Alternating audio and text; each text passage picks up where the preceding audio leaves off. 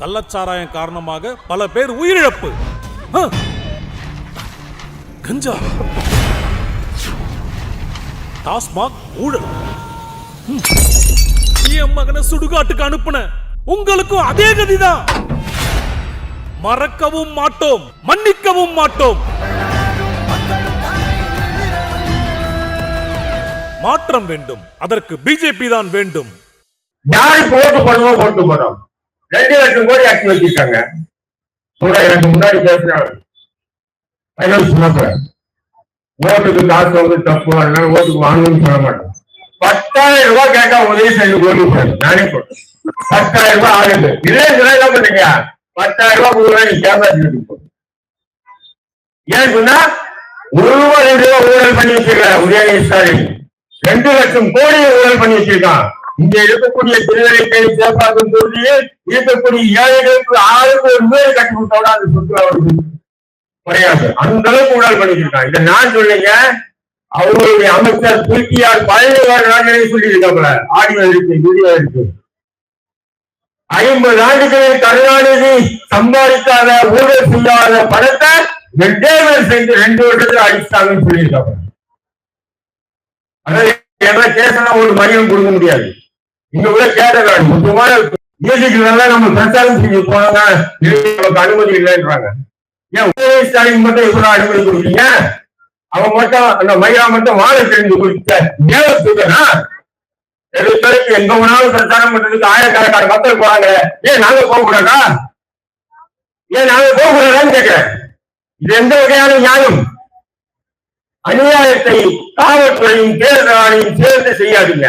நாங்க சின்ன கட்சி தான், லட்சக்கணக்கில் கோடி கணக்கில் அள்ளி வீசக்கூடிய கட்சி இல்லை நாங்க. ஆனா மக்களுக்காக, மண்ணுக்காக வாழக்கூடிய மனிதர்களுக்காக போராடக்கூடிய ஒரு கட்சி. என்னை பத்தி எவரும் விரல் நீட்டி பேச முடியாது. அத்தனை வயல்களை ஓட விடுவோம் நாங்க. எல்லாமே அமைச்சர் தலைவர்களா இருந்தாலும் சரி, பெரிய கட்சிகள் கிட்ட லட்சங்களை கோடிகளை வாங்கி இந்த சமுதாயத்தை அடகு வைக்கக்கூடிய கூட்டம் எல்லாம் புரியுங்க. அதனாலதான் சொல்றேன், இந்த தொகுதியில் இன்று ஏற்பாடாக உங்களோடு இருக்கக்கூடிய தம்பி இர்பானுக்கு கேமரா சின்னத்தில் போடுங்க. இல்ல உதயசூரனுக்கு தான் போடணும்னு சொன்னா சரி போறோம், 10,000 ரூபாய் ஓட்டு போடுறான்னு கேளுங்க. தப்பே இல்லை. ஏன்னா அவன் லட்சம் ரூபாய் கொடுக்குறான். லட்சம் கணக்கான கோடிகளை ஆட்சியை போட்டு வச்சிருக்காங்க 5 வருஷத்துல உதயநிதி ஸ்டாலின். 1 ரூபாய் 2 ரூபாய் இல்ல. இருக்கக்கூடிய காவல்துறை தேர்தல் எல்லாருக்குமே தெரியும் அவங்க எப்படி பணத்தை வந்து தெரு தெருவா வார்டு வார்டா வந்து சில முஸ்லீம் என்ன பண்றது வயிற்று பசி திமுக ஓட்டு போடுறதுன்னு சொல்லி கேட்டு வரானே, 1 ரூபாய் கூட காசு வாங்காம வந்து ஓட்டு கேட்கறது இல்ல. அப்ப திமுக கிட்ட மொத்தம் வாங்கிட்டு உங்ககிட்ட வந்து ராஜ்யம் பேசுவோம். என்னங்க திமுக நீங்க போடுறதா பிஜேபி வந்துருங்க, அதனால திமுக போடுங்க. என்ன பிஜேபி வரட்டுடா, அதையும் எதிர்கொள்ள நாங்க தயாரா. நீ பயந்துட்டு உட்காந்து ஊழல் பண்ணி 1 ரூபாய் 2 ரூபாய் கோடிக்கணக்கான காசு. சில பேர் சொல்றாங்க, அன்னைக்கு ஒரு இமாம் பேசுறாரு, எப்படியாவது திமுக போட்டு போட்டுருங்க, அதுதான் நமக்கு பாதுகாப்பு. ஏண்டா உலமா சபை தலைவர்களே, எப்படிப்பட்ட கல்வியை நீங்கள் கற்று இந்த மக்களை நேர்வழிப்படுத்தக்கூடிய உலமாக்களே, நீங்க உங்க வாயில வரக்கூடிய சொல்லாது பாதுகாப்பு அல்லாவிடம் தேடுங்கள், பாதுகாப்பு அல்லாவிடம் தேடுங்கள். நாசமா போன அவனே பாதுகாப்பு இல்லாம போலீஸ் வச்சுட்டு சுத்துறான். உதயநிதி ஸ்டாலின் அவன் அப்ப மு.க. ஸ்டாலின் அவங்கிட்ட போய் பாதுகாப்பு கேட்கறீங்க. இதுக்கு ஒரு மெம்பர் உங்களுக்கு, இதுக்கு ஒரு மெம்பர் அவங்களுக்கு பாதுகாப்பு அவன் இல்லைன்னா நம்ம வந்து வருஷம் வரமாட்டாங்க. பயம். ஏன்னா அத்தனை லட்சம் கோடிகளை கொள்ளையடித்து வைத்துள்ளான். இன்னொருத்தர் சொல்றான், நீங்க திமுக ஏன் சொல்றீங்க, அண்ணா திமுக கிட்ட கோடி கணக்கா காசு வாங்க. இல்ல அண்ணா திமுக உனக்கு வேணா கொடுப்பாண்டா, எங்களுக்கு எவ்வளவு கொடுப்பான். நாங்க அண்ணா திமுகவே கிழிச்சு எழுதுவோம், திமுகவும் கிழிச்சு ரொம்ப போதும். சூடான ஒரு வண்டி அணில் குஞ்சி யாரு? நாம எந்த சமூகத்தில் வாழ்கின்றோம் பாருங்க. நேற்று வெள்ளி கூத்தாடி பல ஆயிரம் கோடிகளை சம்பாதித்து உள்நாடு வெளிநாடுன்னு முதலீடு பண்ணி மாசம் பல கோடிகளை சம்பாதிக்கக்கூடிய இந்த ஜோசப் விஜய் என்றவன் வந்துட்டு ஊடால அவருக்கு சில பேர் முஸ்லீம் பெண்களும் முஸ்லீம் இளைஞர்களும் போடுங்க ஓட்டு. யாருக்குடா யாருடா போடணும்? விஜய்க்கு போடணும், கிருஷ்ணனுக்கு போடணுமா? ஏண்டா யாரா கூட்டாளி? அவனுக்கு என்ன கொள்கை இருக்கின்றது? இன்று திமுக ஒரு கொள்கை என்ற பெயரில் இஸ்லாமிய மக்களை துரோகம் செய்கின்றதோ அதை விட பெரிய துரோகத்தை இந்த நாடாரி ஜோசப் விஜய் செய்வான் நாளைக்கு. அதற்கு ஒரு முன்னோட்டம் தான் துப்பாக்கி என்ற திரைப்படமும் பீச் என்ற திரைப்படமும் இன்று ஜனநாயகன் என்ற ஒரு படத்தில் இஸ்லாமியர்களை தீவிரவாதிகளாக பயங்கரவாதிகளாக சித்தரிக்கிறார். உடனே நினைக்கிறான், என்னடா இது திமுக அட்டாக் பண்றாரு, விஜய் அட்டாக் பண்றாரு, அதிமுக அட்டாக் பண்றாரு. ஏன்னா அதிமுக பாஜகவோட கூட்டணி வச்சிருக்காங்க. அதிமுக பாஜகவோட கூட்டணி வச்சிருக்காங்க. ஏதாவது ஒரு முஸ்லீம் அவனுக்கு ஓட்டு போடுவானா? ஓட்டு போடுவானா? போடவே மாட்டான். ஒரு முஸ்லீமும் ஓட்டு போட மாட்டான். அதனால தேவையில்லாம எதுக்கு நாங்க அதிமுக இங்க விளம்பரப்படுத்தணும்? அதனாலதான் நாங்க தவிர்க்கிறோம். இல்லைன்னு சொன்னா இதை விட மோசமாக நாங்கள் எதிர்க்க தயாரா இருக்கோம். இன்னைக்கு இருக்கக்கூடிய சூழ்நிலையில இஸ்லாமிய வாக்குகள் திமுகவுக்கு போகுது.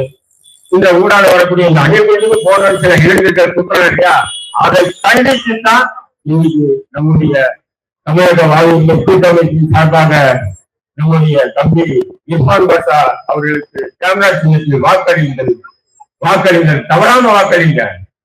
ஏன்னு சொன்னா இன்னைக்கு இருக்கக்கூடிய அரசியல் எல்லாம் எப்படி இருக்குன்னு சொன்னா எல்லா அமைப்பு தலைவர்களும் வேலை போயிட்டான். எல்லா அமைப்பு தலைவரும் வேலை போயிட்டான். ஜனநாயகன் படத்துக்கு ஒரு அமைப்பு தலைவராக கண்டனம் தெரிவிச்சா ஒருத்தன் தயாரிக்கிறார், கண்டனம் தெரிவிக்கல. ஏன்னா கண்டனம் தெரிவித்தால் அது விஜய் ரசிகர்கள் யாரும் நம்ம ஓட்டு போறாம இருப்பாங்களோ அப்படின்னு பயத்தில் தான் கண்டிக்காம சாதாரணமா கடந்து போறோம். எவ்வளவு பெரிய அயோக்கியத்தனம்! இன்னைக்கு உலமாக்கள் எல்லாம் வந்து பள்ளிவாசல நீங்க சொல்றீங்களா திமுக ஓட்டு போடுங்க. இந்த 5 ஆண்டுகளை திமுக இஸ்லாமியர்களுக்கு செய்த துரோகங்களின் போது நீங்க மெம்பரை நீங்க அப்படி பயான் பண்ணியிருக்கீங்களா? நான் கேட்கிறேன். புதுக்கோட்டையில் அம்மாப்பட்டினம் ரஹமத் நகரில் 500க்கும் மேற்பட்ட வீடுகளை புல்டோசர் வச்சு இடிக்கும் போது இந்த உலமா சபையெல்லாம் என்ன பண்ணிட்டு இருந்தீங்க? அமைப்பு தலைவர்கள் எல்லாம் என்ன பண்ணிட்டு இருந்தீங்க? இன்னைக்கு உங்ககிட்ட ஓட்டு கேட்டு வரக்கூடிய இஸ்லாமிய அமைப்பு நிர்வாகிகள் எல்லாம் என்ன பண்ணிட்டு இருந்தீங்க? 500 வீடு 8 தலைமுறையாக வாழ்ந்த இடம். ஏதோ ஒரு நாளாரி வழக்கு போட்டோம்னா அந்த வழக்கை தீர்ப்பு இடிச்சு தள்ளிட்டான். இங்க அனகாபுரத்துல 400 இஸ்லாமியர்களுடைய வீடு புல்டோசருக்கு 20 ரூபாய் இடிச்சானா இல்லையா? இடிச்சான். அப்போ இந்த உலமா சபையும் இஸ்லாமிய அமைப்பு தலைவர்களும் என்னதான் பண்ணிட்டு இருந்தீங்க? யோகி ஆதித்யநாத் இதேமாதிரிதான் இடிக்கிறான் முஸ்லீம் வீடுகள். கேட்டானா சொல்றான், நான் அது வந்து ஆக்கிரமிக்கப்பட்ட இடத்துல முஸ்லீம்கள் கட்டிட்டு இருந்தேன். அதேதான் திமுக மாடலும் செய்யுது. அப்ப யோகி ஆதித்யநாத்துக்கு பாஜகவுக்கும் திமுகவுக்கும் என்ன வேறுபாடு? ரெண்டும் ஒரே நேர்கோட்டில் பயணிச்சாங்க. 2 பேரும் ஒரே நேர்கோட்டில் பயணிச்சாங்க. அப்படியே இருக்கும்போது இஸ்லாமியர்களை நீங்க வந்து திமுக ஓட்டு போடுங்க, என்ன பாஜக வந்து யாருக்கு இதே தொடர்ந்து மிரட்டுங்க. பாஜக வந்துடும்.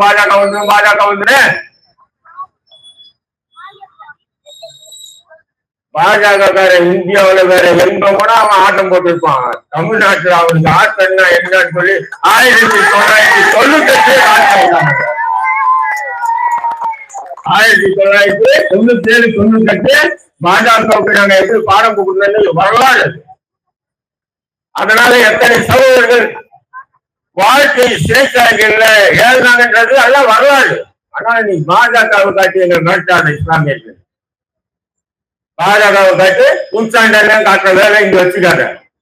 நீ பயப்படு. நீதான் வந்து கோடிக்கணக்கான சொத்துக்களை கொள்ளையடிச்சு வச்சிருக்க. திமுக பயப்பட்டோம். நாங்க பயப்பட வேண்டிய அவசியமே இல்லை. அதை நீங்க என்ன பண்றீங்கன்னு சொன்னா உங்களுடைய வாக்குகளை தவறாமல் கேமரா சின்னத்தை போடுங்க. நான் ஏன் ஊரால கேமரா சின்னத்தை போடுறேன்னா நம்ம மக்கள் எல்லாம் வந்து மஞ்சள் அம்மன் உதய சூரியன் நினைச்சிட்டு இருக்காங்க. இங்க இவ்வளவு நேரம் கேட்டு இருந்து நாளைக்கு போய் குத்திடக்கூடாதுன்றதுக்காகத்தான்.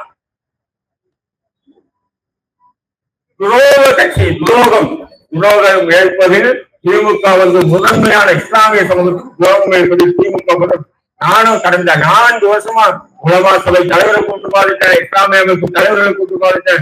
அதுதான் சொல்லலாம். எவன் வேணாலும் வாங்கடா, திமுக என்னென்ன நன்மைகள் செஞ்சிருக்கு ஒரு விவாதமே நடத்துவோம், மக்கள் பாதுகாப்பு சொல்றேன். ஒரு பயம் வர மாட்டேன். அதுல ரொம்ப கிட்டியா வரமாட்டேன் போடுறேன். திசை விளைவுங்க நெல்லையில திசை விளைவு பகுதியில 1 ஏக்கர் 25 சென்ட் பள்ளிவாசலுக்கு சொந்தமான இடம். உயர்நீதிமன்றம் உயர்நீதிமன்றம் பெஞ்ச் 2 பேரும் தீர்ப்பு சொல்றாங்க அந்த இடம் பள்ளிவாசலுடைய இடம்.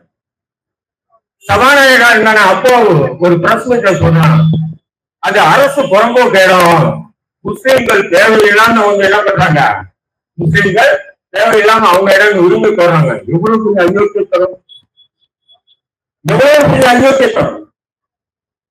இந்த உலமா சபையும் இஸ்லாமிய தலைவர் என்னடா பண்றீங்க, வாயில வெள்ள வச்சுட்டு சப்பிட்டு உட்காந்துருக்கீங்களா, என்ன பண்றீங்க?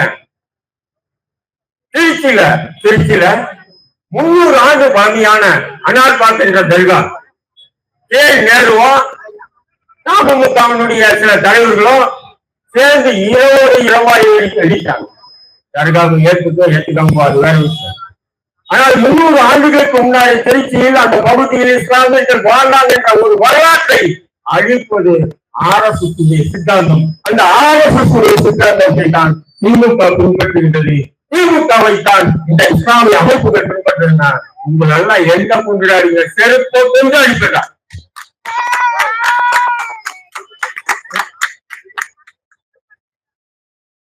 திருப்பரங்குன்றம் இப்ப நீங்க நினைச்சிருக்கீங்க, நேற்று கூட திமுக சேர்ந்த முக்கியமானவர் திருப்பரங்குன்றத்துக்கு முஸ்லிம்களுக்கு ஆதரவாக தானே திமுக நின்றது, திமுக ஆதரவாக தான் நின்றது.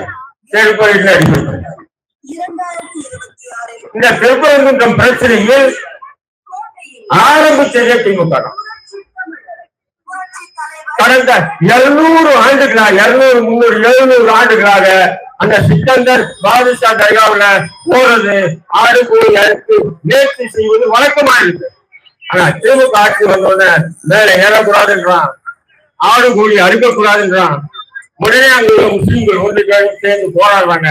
உடனே RSS பாஜக வந்துடுறான். ஆனா திமுக என்ன பண்றான், RSS பாஜக என்ன சொல்லுதோ அதை சட்டமாக்குகின்றான்.